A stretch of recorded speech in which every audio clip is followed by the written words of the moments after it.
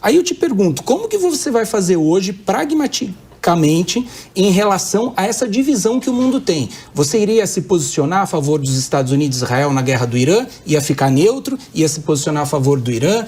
Como que você vai negociar as terras raras? Vai negociar só com os Estados Unidos? Vai negociar com o mundo inteiro? Enfim.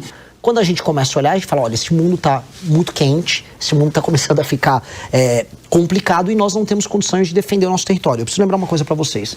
Das nações com grande território, grande população e grande economia, e isso vai incluir a União Europeia no meio, nós temos aqui 6. Brasil, Índia, China, Estados Unidos, Rússia e União Europeia.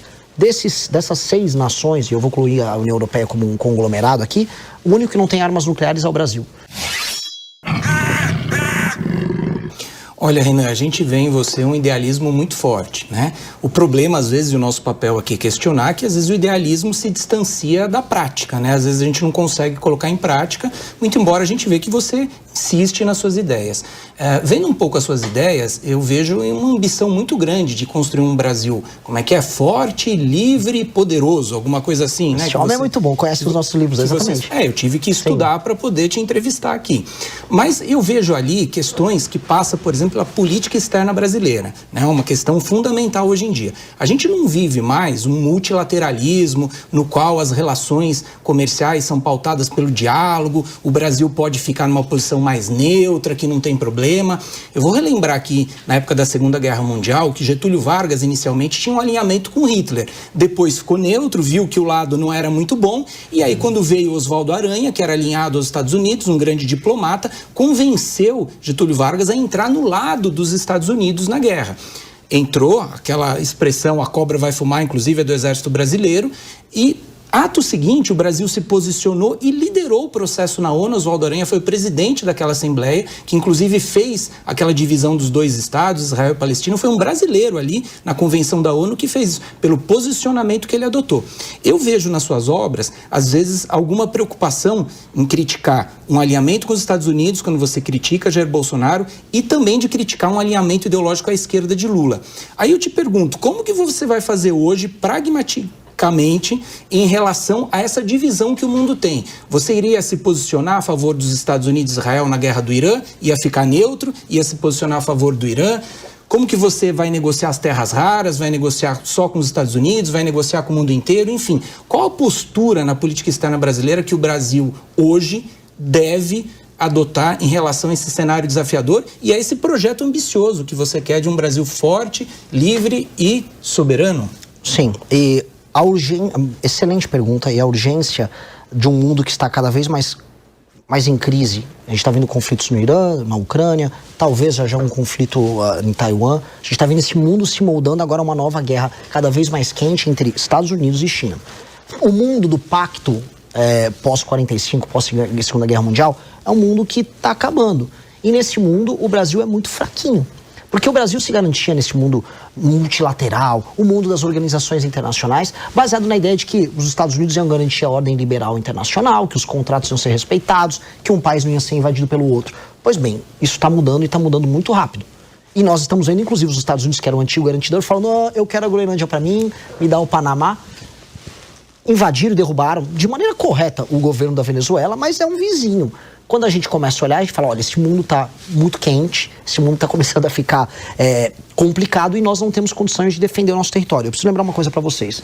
Das nações com grande território, grande população e grande economia, e isso vai incluir a União Europeia no meio, nós temos aqui 6. Brasil, Índia, China, Estados Unidos, Rússia e União Europeia. Dessas 6 nações, e eu vou incluir a União Europeia como um conglomerado aqui, o único que não tem armas nucleares é o Brasil.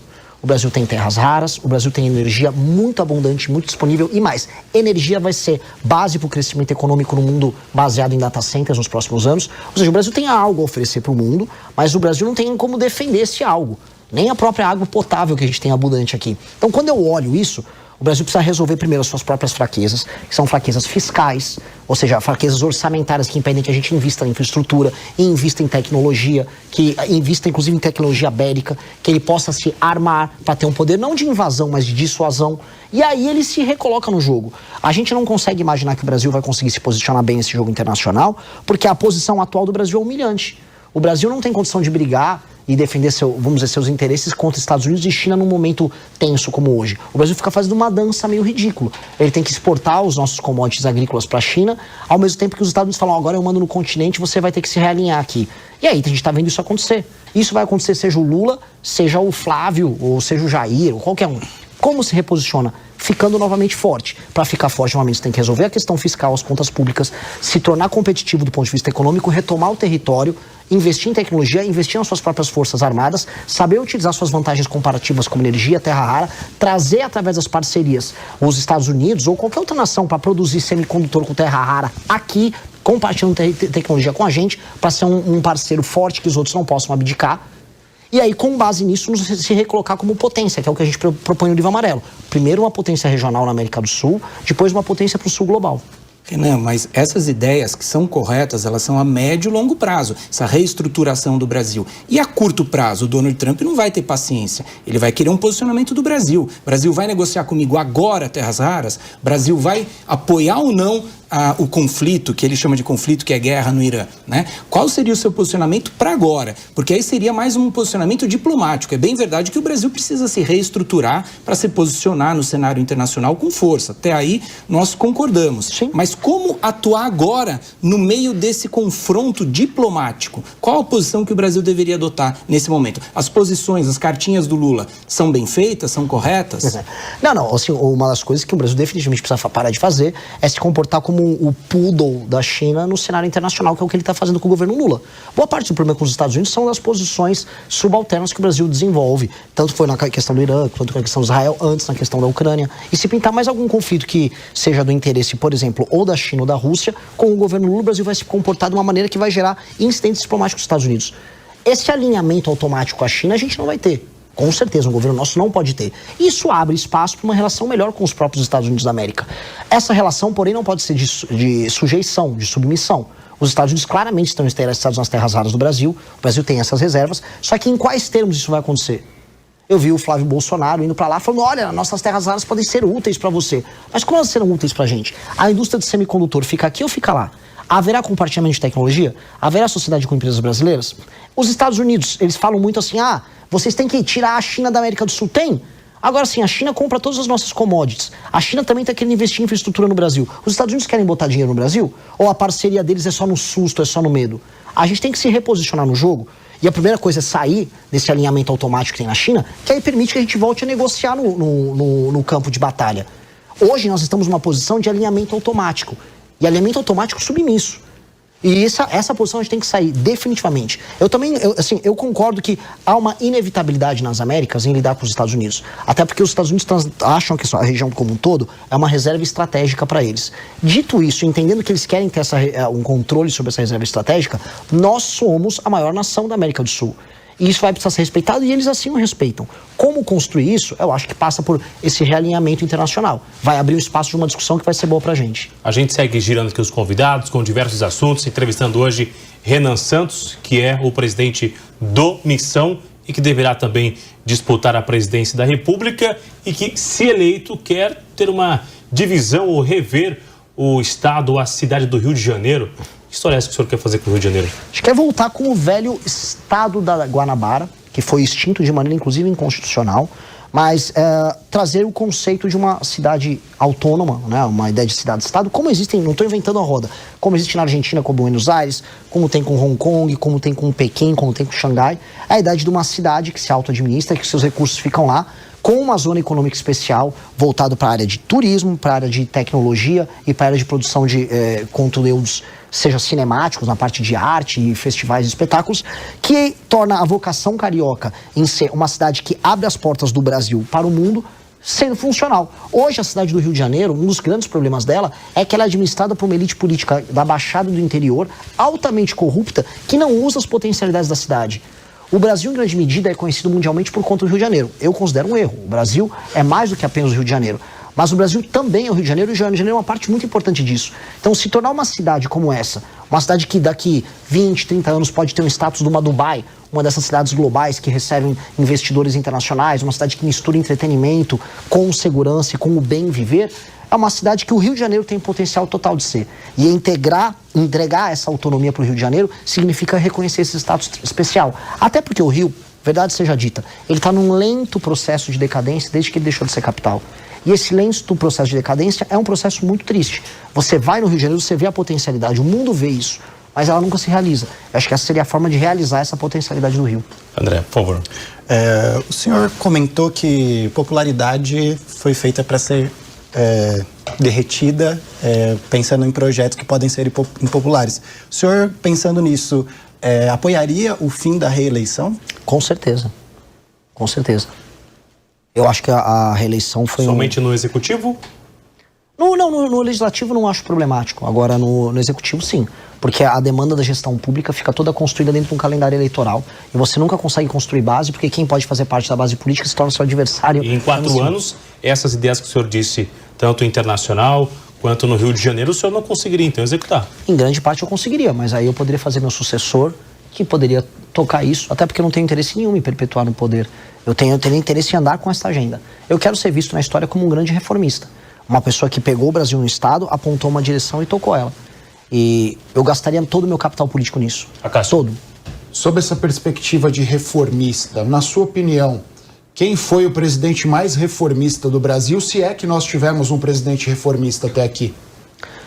Eu poderia citar dois. Tanto o Kubitschek tinha uma imaginação de Brasil diferente, uma imaginação de desenvolvimento de nação para o Brasil, e o Fernando Henrique Cardoso. Ambos têm muitas falhas. O Kubitschek deixou uma crise econômica para os sucessores. O Fernando Henrique Cardoso era ainda um homem do tempo dele, no sentido de estar preso naquele consenso social democrático e tal. Dito isso, foram presidentes que tentaram imaginar um Brasil diferente. E isso tem algum mérito, porque a maior parte dos outros presidentes não tentaram imaginar praticamente nada. Então, eu cito os sucessores do Fernando Henrique Cardoso. Eu poderia até citar, assim, em termos de tentar fazer algo diferente, até o Collor tentou, mas depois foi apenas um vazio. O PT, até hoje, acho que esse governo do Lula, ele é o pior de todos os governos que o Lula fez, o PT parece que ficou tentando trocar o pneu do carro com o carro andando.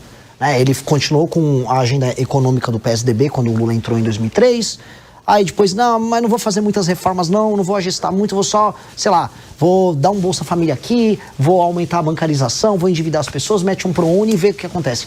Na prática, eles não imaginaram um país diferente.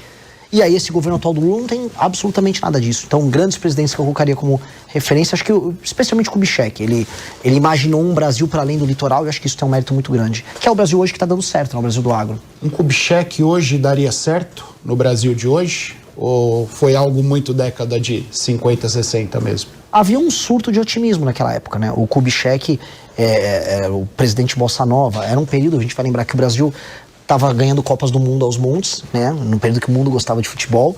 A Bossa Nova era uma das músicas mais ouvidas do mundo. O Rio de Janeiro era a Dubai da época, o lugar que as pessoas iam visitar, estrelas de Hollywood iam para lá. E aí ele transformou esse otimismo numa imaginação de um país ainda maior. Acho que há um mérito claro nisso aí. Hoje o clima é contrário, hoje o clima é negativo. As pessoas chamam o Brasil dos nomes mais horríveis possíveis. As pessoas aceitaram que o Brasil é um favelão. E eu tô tentando fazer algo diferente, que é imaginar assim, gente, o Brasil pode ser muito melhor e a gente pode reeditar essa espécie de era de ouro que a gente chegou a ter no passado, em ser um país que vende cultura, um país que se gosta, um país que é orgulhoso da sua própria cultura e que não trata os seus vícios como qualidades. Como a ideia de você ter a ideia do brasileiro ser um cachorro caramelo favelizado. Eu não quero aceitar isso. Aquele Brasil que se propunha grande na época do Juscelino tem que ser reimaginado agora. Talvez, né, o Juscelino se beneficiou do momento bom que havia na mente das pessoas. Eu quero fazer o contrário, eu quero pegar um momento ruim e transformar num momento bom. Fazer as pessoas sonharem com essa glória novamente. O senhor fez uma cena ao agronegócio e também disse agora há pouco sobre esses auxílios, de ter uma dependência, né, do Bolsa Família, que isso é ruim, que o senhor incentiva que tenha uma independência, que tenha uma renda, que não seja um auxílio. E o senhor cita o agronegócio, o agro que hoje reclama que o governo não tem tido um diálogo, está faltando incentivo, falta recurso. O senhor se eleito num cenário eleitoral, como vai ser a conversa, o diálogo com o senhor? O senhor defende incentivos para o agronegócio? O pequeno produtor no Brasil, ele está passando por um surto agora de recuperações judiciais. As condições internacionais não estão boas para a agricultura brasileira. A gente está vendo agora um cenário em que até fertilizante pode passar por um surto de escassez. Estão falando até em duplicar o preço dos fertilizantes. A gente vê um país que produz soja, milho aos montes, mas não tem silo suficiente para armazenar, ferrovia o suficiente para distribuir. Não tem escoamento. Não tem nem, assim, a capacidade de escoamento brasileira é pífia. Passou agora o licenciamento ambiental, vamos ver se resolve alguma coisa, mas mesmo isso fica sendo brecado. A gente teve agora a invasão da Cargill com índios lá na região norte do Brasil, porque estão bravos com uma hidrovia, e agora a gente está vendo discussões sobre a ferrogrão, que é uma coisa que deveria estar funcionando há muito tempo. O fato de a gente não conseguir entregar o básico para o agro torna tudo absolutamente insano. O agro tem que ser uma mola propulsora do desenvolvimento, inclusive industrial, de várias regiões do Brasil.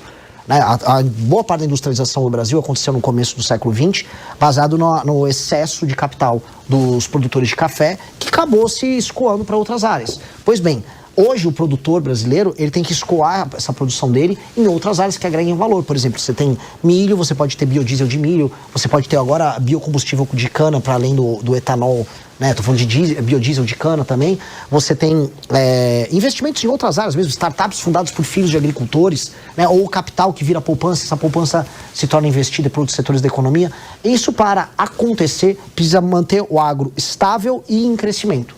Para o agro ficar estável em crescimento, nós temos que entregar segurança jurídica, segurança na área de fertilizantes, ou seja, nós temos que ter uma indústria nacional de fertilizantes usando o nosso potássio, usando o nosso fosfato, que hoje é proibido, é interditado por ONGs internacionais e por uma campanha de sabotagem, infraestrutura própria, energia barata e o sistema de silos e armazenamentos. Se nós tivermos isso à disposição, o agro faz o trabalho dele sozinho, como já vem fazendo a duras penas há muito tempo. E só lembrando, muita gente fala, não, o agro brasileiro só cresce porque tem um financiamento especial. Quando comparado com o resto do mundo, o agro brasileiro é até subfinanciado, dado que é um agro altamente competitivo. Então o que nós precisamos é terminar de entregar as ferramentas para o agro brasileiro, e ele sabe disso. Por favor, Túlio.